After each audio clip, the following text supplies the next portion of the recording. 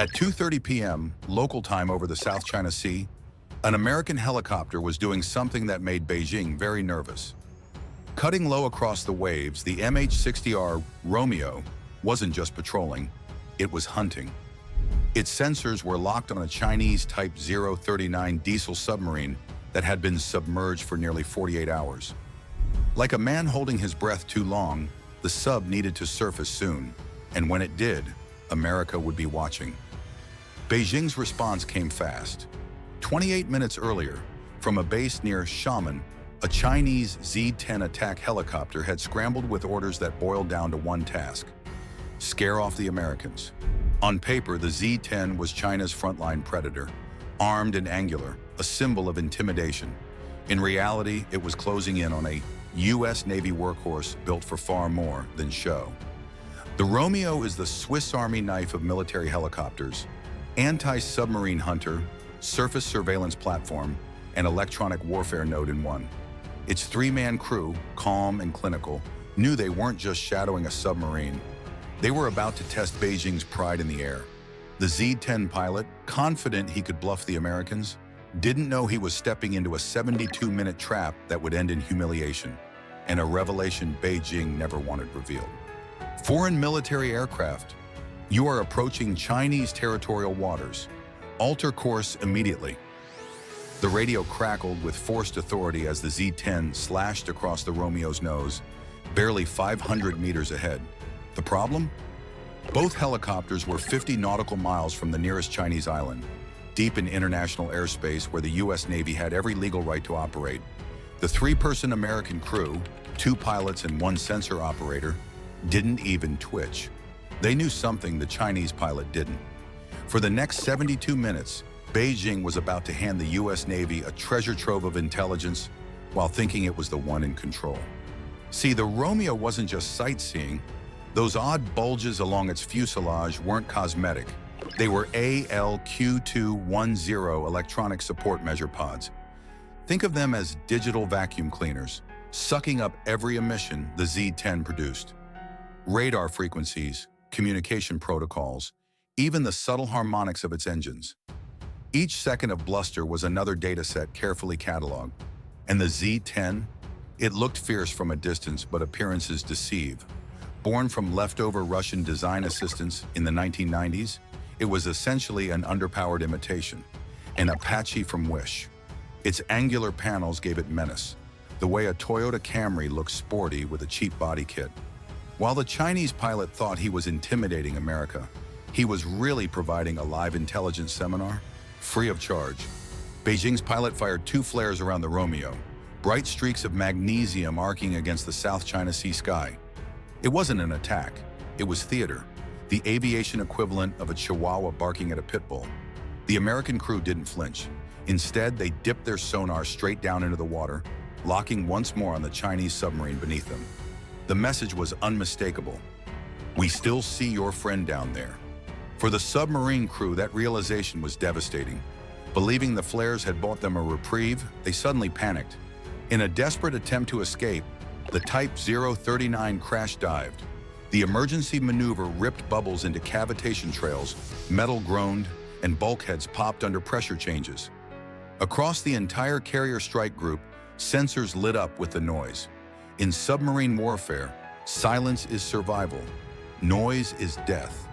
By trying to protect his submarine, the Z-10 pilot had just signed its death warrant, if this had been war. But Beijing's pilot was about to discover something even worse. At 2:48 p.m., after 18 minutes of fruitless intimidation, he finally got what he thought was a breakthrough. His fire control radar locked onto the Romeo. The warbling tone in his headset screamed victory. For 3 glorious seconds, he believed he had achieved dominance. Then the Americans flipped a switch. From miles away, an EA-18G Growler unleashed the ALQ-99 jamming pods. The Z-10's radar picture dissolved instantly into chaos, like a television with no signal. The lock evaporated, and the Romeo split into a dozen phantom contacts. Some appeared to be flying backwards. Others teleported across the sky.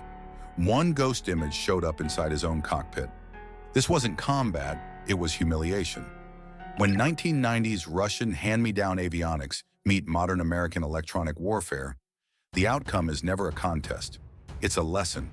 The ALQ-99 doesn't just jam radars, it makes them hallucinate. Agile across the spectrum, it hopped faster than the Z-10's outdated fire control radar could ever follow. Every time the Chinese pilot tried to steady a lock, the signal slipped like smoke through his fingers. Then things escalated. The US Carrier Strike Group lit him up with their SPY radars, their beams converging like the gaze of Sauron suddenly fixed on a single insect. On his threat display, the warning spikes multiplied. He wasn't facing just a helicopter anymore, he was facing a fleet. Off the carrier deck, FA-18 Super Hornets were already clawing into the sky. They weren't launching to kill, they were launching to remind him. The Romeo wasn't alone. Behind it stood the most powerful navy on Earth, the entire Pacific Fleet ready to move at a moment's notice. Panic set in.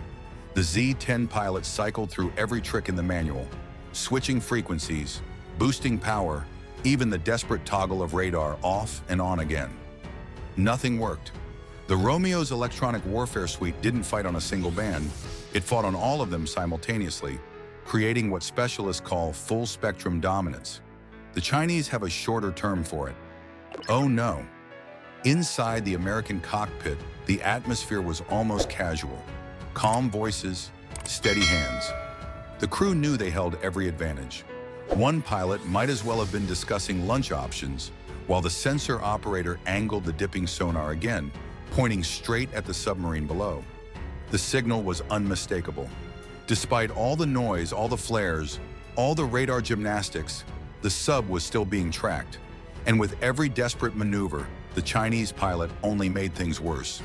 The US aircraft commander finally transmitted with the kind of professionalism that only comes from absolute superiority. Chinese military aircraft. This is United States Navy operating in international airspace in accordance with international law. We will maintain course and altitude. Polite, precise, and devastating. Translation: nice try, kid. Every second that ticked by was intelligence gold. The Romeo systems were vacuuming up Beijing's secrets in real time. Outdated communication protocols that revealed their encryption standard was from 2003. Radar frequencies that hadn't been modernized since Russia sold the design. Even the unique harmonics of the Z-10's rotor blades. With that data, American forces could identify a Z-10 from 50 miles away simply by sound. While the Chinese pilot thought he was posturing, he was in fact turning himself into a flying open book. But the Chinese pilot wasn't done embarrassing himself. Frustrated by the invisible cage of electronic warfare, he closed in to just 500 meters, thinking proximity might compensate for his failures. What he saw was sobering. The Romeo's door gunner calmly manning a GAU 21.50 caliber machine gun, not pointed at him yet, but ready.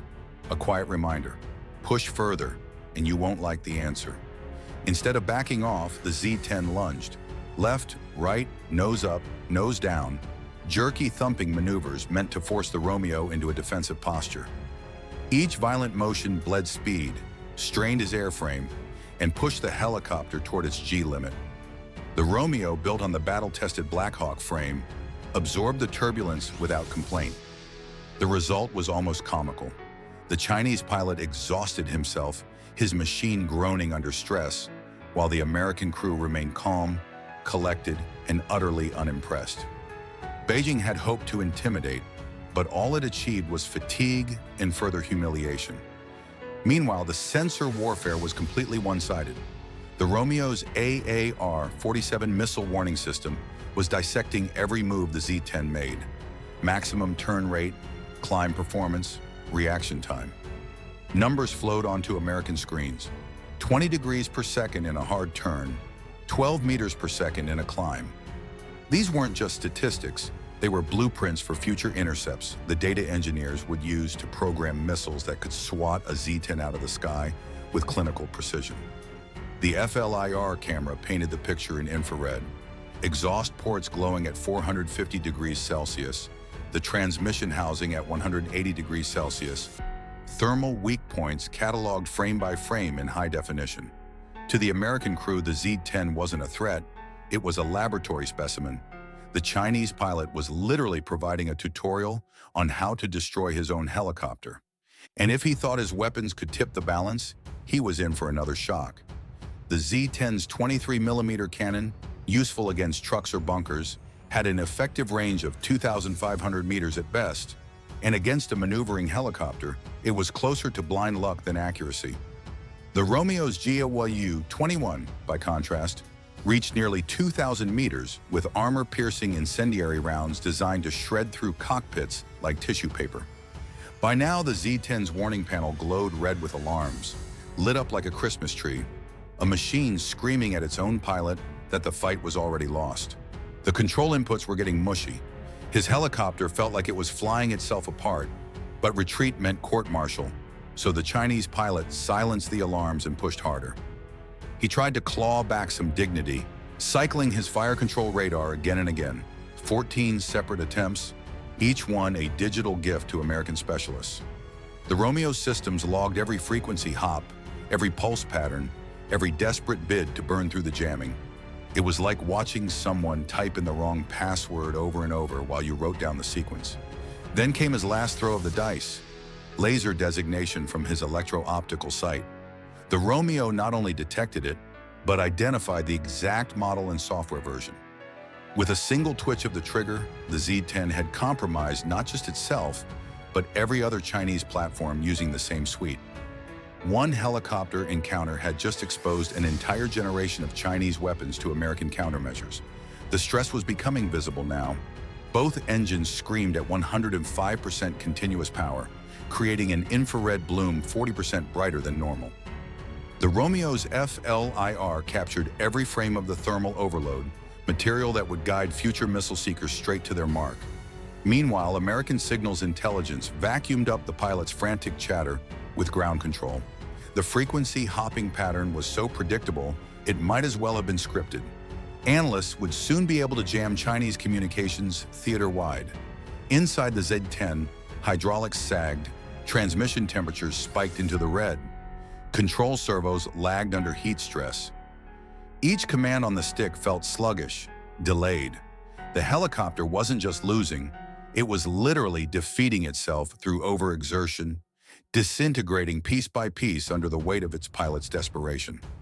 At 3:42 p.m., the Chinese pilot watched the Romeo's dipping sonar splash into the water again. The message was crushing. After 72 minutes of bluster and strain, the submarine was still being tracked, pinned like an insect under glass. He hadn't moved the Americans an inch. Reporting failure was pointless. Ground control saw the same radar picture, the same humiliating truth. For the US Navy, those 72 minutes were pure gold. Electronic warfare teams now knew exactly which frequencies to jam. Missile engineers had precise thermal signatures to target. Tactical computers had real-world data to model and defeat the Z-10's every move. One overconfident pilot had just armed his adversary with a playbook for dismantling his entire fleet. The revelation was simple and brutal. Against full-spectrum dominance, intimidation is meaningless. Against the most powerful navy on Earth, bravado is suicide. The unspoken message to Beijing was clear: stick to making knockoff iPhones. Bye for now.